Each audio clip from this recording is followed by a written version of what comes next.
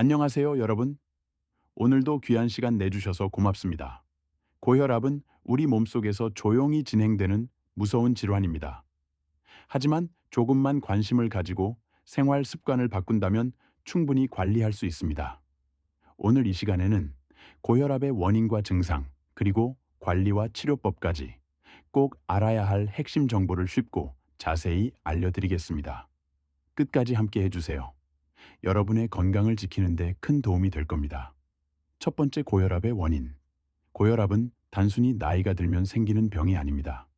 우리가 매일 먹는 음식, 습관, 마음가짐, 이 모든 것이 혈관과 혈압에 영향을 줍니다. 많은 분들이 소금을 줄이면 된다고 생각하지만 사실 단순히 소금만 줄이는 것으로는 부족합니다. 과도한 탄수화물, 특히 정제된 흰쌀밥과 흰빵을 자주 드시나요?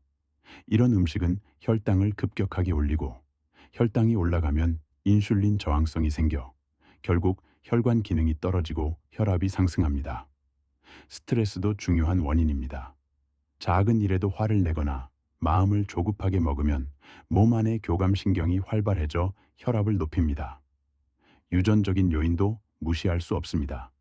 부모님 중 한 분이라도 고혈압이 있으면 내가 고혈압에 걸릴 확률이 크게 높아집니다. 하지만 유전은 우리의 운명을 결정하지 않습니다. 우리가 어떻게 먹고, 어떻게 움직이고, 어떤 생각을 하느냐에 따라 충분히 극복할 수 있습니다. 특히 운동 부족은 현대 사회의 가장 큰 문제입니다. 차 타고 다니는 습관, 엘리베이터만 타는 생활, 소파에 오래 앉아 있는 것. 이런 일상은 혈관을 약하게 만들고 혈압을 천천히 높입니다. 알코올과 흡연도 혈압 상승의 큰 원인입니다. 술은 처음에는 혈관을 확장시키는 듯하지만 결국 혈관 건강을 해치고 혈압을 더 올립니다. 흡연은 혈관을 수축시키고 혈관 벽을 두껍게 만들어 혈압을 더욱 높입니다. 결국 고혈압은 나와 가족, 우리 모두의 생활 방식이 만들어낸 결과입니다. 두 번째, 고혈압의 위험성. 고혈압의 가장 무서운 점은 대부분 자각 증상이 없다는 점입니다. 증상이 없으니 대수롭지 않게 넘기다가 어느 날 갑자기 뇌졸중이나 심근경색이 찾아옵니다. 혈압이 조금 높다고 단순히 넘기면 안 됩니다. 높은 혈압은 혈관벽을 계속해서 자극하고 작은 상처를 반복해서 만들어냅니다. 이 상처에 콜레스테롤이 쌓이면 동맥경화가 진행되고 혈관은 점점 좁아집니다. 결국 혈관이 막히면 뇌졸중, 심장혈관이 막히면 심근경색으로 이어집니다. 또 높은 혈압은 신장에도 큰 부담을 줍니다. 신장은 혈액을 걸러주는 중요한 장기인데 혈압이 높으면 사구체가 손상되고 심부전으로 이어질 수 있습니다. 심장은 늘 강한 압력을 견디느라 근육이 두꺼워지고 결국 심부전이 발생합니다. 혈관과 장기의 손상은 단순한 수치 이상의 문제입니다. 생활의 질이 떨어지고 회복에도 오랜 시간이 걸립니다. 고혈압은 한순간의 병이 아니라 평생 관리해야 하는 병입니다. 우리 몸의 기둥인 혈관을 지키는 것이 곧 우리 삶을 지키는 일이라는 점을 꼭 기억하세요. 세 번째, 고혈압의 증상. 많은 분들이 혈압이 높으면 어지럽거나 두통이 심할 거라고 생각합니다. 물론 이런 증상이 나타나는 경우도 있지만 대부분의 고혈압 환자는 아무 증상 없이 지냅니다. 그래서 조용한 살인자라는 무서운 이름이 붙었습니다. 일부 사람들은 아침에 일어났을 때 머리가 무겁거나 뒷목이 뻣뻣할 때가 있습니다. 하지만 이 역시 반드시 고혈압 때문만은 아닙니다. 혈압이 높아도 몸이 익숙해져서 오랫동안 아무런 이상을 못 느끼는 경우가 많습니다. 그렇기 때문에 정기적인 혈압 측정이 매우 중요합니다. 건강검진 때만 재는 것이 아니라 집에서도 주기적으로 확인하며 관리해야 합니다. 자신이 평소 어떤 혈압 수치를 유지하는지 알고 있으면 위급 상황에서 빠르게 대처할 수 있습니다. 네 번째, 고혈압 진단 기준. 고혈압은 보통 수축기 혈압이 130 이상, 이왕이 혈압이 80 이상이면 진단합니다. 이 수치는 단순한 숫자가 아니라 혈관과 심장의 건강을 나타내는 중요한 신호입니다.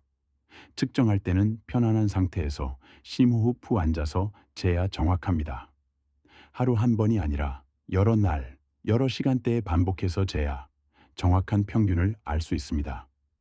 특히 병원에서 혈압을 재면 긴장해서 더 높게 나오는 백의고혈압이라는 현상도 있습니다. 반대로 집에서 재면 정상인데 병원에서만 높게 나오는 분들도 많습니다. 그렇기에 집에서 혈압을 재는 습관이 매우 중요합니다. 또한 가족력이나 다른 질환이 있다면 혈압 목표치를 더 엄격히 관리해야 할 수도 있습니다. 다섯 번째, 고혈압 치료의 기본 고혈압 치료는 약만 먹는 것이 아닙니다. 가장 먼저 해야 할 일은 식습관 개선입니다. 소금을 줄이고 신선한 채소와 과일을 충분히 섭취해야 합니다. 짜게 먹는 습관은 혈관을 딱딱하게 하고 몸 안의 수분 균형을 무너뜨립니다. 두 번째는 체중 관리입니다. 살이 찌면 혈관에 더 많은 부담이 걸리고 혈압은 자연스럽게 올라갑니다. 세 번째는 꾸준한 운동입니다. 걷기, 수영, 자전거 타기 같은 유산소 운동이 좋습니다. 네 번째는 충분한 수면과 스트레스 관리입니다. 밤잠을 잘 자지 못하면 혈압이 낮아지지 않고 계속 높게 유지됩니다. 마지막으로 필요할 때는 반드시 약을 병행해야 합니다. 약을 먹는 것을 부끄럽게 생각하지 마세요. 약물 치료는 몸을 지키는 방패입니다. 민간요법은 어디까지나 보조라는 점을 꼭 기억하세요. 몸에 좋다고 해서 무턱대고 따라하지 말고 꼭 전문가와 상의하며 진행하세요. 이것이 가장 현명한 방법입니다. 무분별한 자가 치료는 오히려 증상을 악화시키거나 중요한 치료 시기를 놓칠 수 있습니다. 여섯 번째, 필요한 검사 고혈압이 있다면 그 자체로 끝나는 것이 아닙니다. 혈액 검사로 콜레스테롤, 혈당, 신장 기능을 확인해야 하고 심전도와 심장 초음파로 심장의 상태를 봐야 합니다. 신장 기능 검사는 특히 중요합니다. 혈압이 신장을 손상시키면 노폐물이 쌓이고 전신 건강에 치명적인 영향을 줍니다. 망막 검사는 눈의 혈관 상태를 확인할 수 있는 좋은 방법입니다. 이렇게 다양한 검사를 통해 내 몸의 상태를 종합적으로 파악하는 것이 중요합니다. 검사는 단순한 확인이 아니라 앞으로의 치료 방향을 결정하는 중요한 자료가 됩니다. 일곱 번째, 생활 습관 개선 팁. 하루 1시간 이상 걷기, 계단 이용하기, 가벼운 스트레칭을 생활화하세요. 짠 음식 대신 담백한 국물, 채소 위주의 반찬을 선택하세요. 커피는 하루 1잔 정도로 줄이고 술은 일주일에 한두 번 이하로 줄이는 것이 좋습니다. 충분한 수면을 위해 자기 전에 핸드폰을 멀리하고 명상이나 따뜻한 차 한 잔을 마시는 습관을 가져보세요. 가족, 친구들과 자주 이야기 나누며 마음을 풀어주는 것도 정말 중요합니다. 이런 작은 습관들이 모여 혈압을 낮추는 큰 힘이 됩니다. 여덟 번째, 좋은 음식과 나쁜 음식. 좋은 음식은 혈관을 깨끗하게 하고 혈압을 낮춰주는 힘이 있습니다. 오메가3 지방산이 풍부한 연어, 등푸른 생선, 아보카도, 마늘, 시금치, 토마토, 바나나 등을 추천합니다. 견과류도 혈관 건강에 좋은 식품입니다. 반면 소금에 절인 젓갈, 라면, 과자, 튀김, 패스트푸드, 탄산음료 같은 음식은 피하는 것이 좋습니다. 무심코 먹는 나쁜 음식 하나가 혈관 건강을 크게 해칠 수 있습니다. 좋은 음식을 선택하는 습관은 혈압 관리의 기초이자 가장 강력한 무기입니다. 아홉 번째, 평생 관리의 중요성. 고혈압은 단순히 한 번 치료하면 끝나는 병이 아닙니다. 많은 분들이 혈압약을 몇 달 먹고 혈압이 조금 떨어지면 약을 끊어도 되겠다고 생각합니다. 하지만 혈압은 평생 관리해야 하는 만성 질환입니다. 고혈압은 마치 우리 몸속 시한폭탄과 같습니다. 언제 터질지 모르는 불안감을 줄이려면 꾸준한 관리가 가장 큰 힘이 됩니다. 혈압이 낮아졌다고 해서 완전히 나았다는 뜻이 아닙니다. 약이나 생활습관 개선으로 혈관이 안정된 상태일 뿐, 관리를 멈추면 언제든 다시 악화될 수 있습니다. 평생 관리라는 말이 부담스럽게 들릴 수도 있습니다. 하지만 오히려 생각을 바꾸면 이 관리는 우리의 삶을 지키고 앞으로의 나날을 더 건강하고 행복하게 만들어주는 큰 선물입니다. 우리 몸은 나이가 들수록 혈관의 탄력이 점점 떨어지고 혈액순환 능력도 서서히 약해집니다. 이때 고혈압이 방치되면 혈관 벽이 더 두꺼워지고 딱딱해져서 결국 큰 합병증으로 이어집니다. 반대로 잘 관리하면 혈관 나이를 되돌리고 실제 나이보다 더 건강하게 살 수 있습니다. 평생 관리의 핵심은 작은 습관입니다. 하루에 1시간 걷는 습관, 저녁 식사 때 채소를 한 접시 더 먹는 습관, 짠 음식을 멀리하는 습관, 규칙적인 수면 패턴을 지키는 습관. 이런 작은 습관들이 모여 큰 변화를 만듭니다. 매일 걷기만 해도 혈압은 서서히 내려가고 혈관 내벽은 탄력을 회복합니다. 하루에 한 잔씩 물을 더 마시고 카페인을 줄이는 것만으로도 혈압은 달라집니다. 스트레스를 관리하는 것도 중요한 습관 중 하나입니다. 긴장을 풀어주는 명상, 편안한 음악 듣기, 좋아하는 책을 읽는 시간, 가벼운 취미 생활 등은 모두 혈관 건강에 긍정적인 영향을 줍니다. 가족이나 친구들과의 따뜻한 대화, 웃음도 혈압을 낮추는 최고의 약입니다. 웃음은 최고의 보약이라는 말, 정말 맞는 말입니다. 가장 중요한 건 꾸준함입니다. 잠깐 노력하고 조금 나아졌다고 멈추는 것이 아니라 마치 매일 밥을 먹고 숨을 쉬듯이 자연스럽게 생활 속에 녹여야 합니다. 고혈압은 하루아침에 생기지 않습니다. 오랜 시간 잘못된 습관이 쌓여서 생긴 만큼 관리도 천천히 꾸준히 해야 효과가 나타납니다. 내 몸의 작은 변화를 매일 느끼며 건강이 점점 나아지는 것을 스스로 확인하면 그 어떤 보상보다 값지고 소중한 기쁨을 얻을 수 있습니다. 평생 관리는 자유와도 같습니다.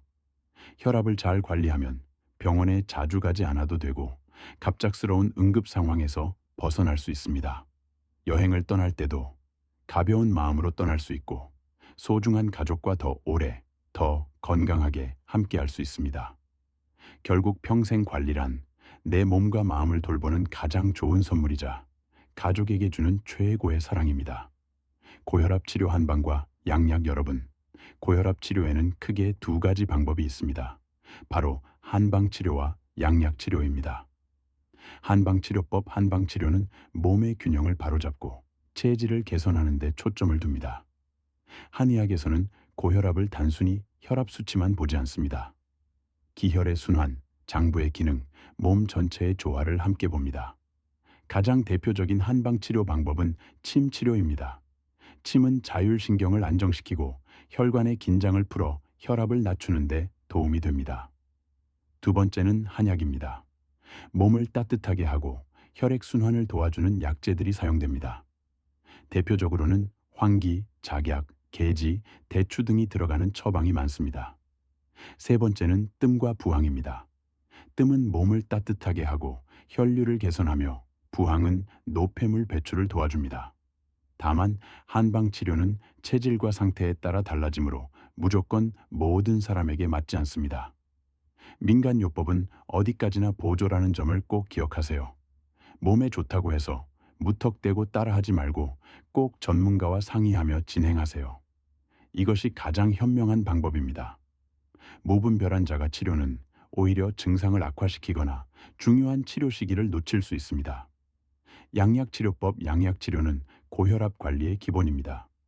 혈압이 일정 수준 이상 올라가면 식습관과 운동만으로는 조절이 어렵습니다. 이때는 반드시 약을 병행해야 합니다.